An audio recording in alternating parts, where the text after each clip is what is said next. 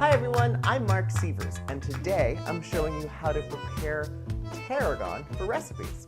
So if you've never seen tarragon, it is a beautiful, delicate herb, gorgeous leaves, and it has kind of an anise flavor. So this is a wonderful ingredient to really amp up the French factor in recipes.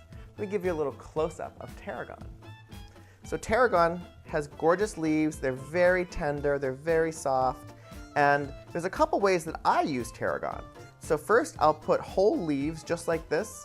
I'll pick them off individually and I'll put them into a salad to add a little bit of flavor to a classic spring mix. I'll also stack them just like this. And then just give them a rough chop. And there you have it. Chopped tarragon.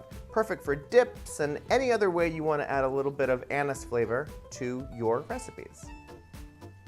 Head over to marcsievers.com where you can get more recipes, entertaining ideas, and learn about my cookbooks. Also, I hope you liked this video, so subscribe to my channel. Duh.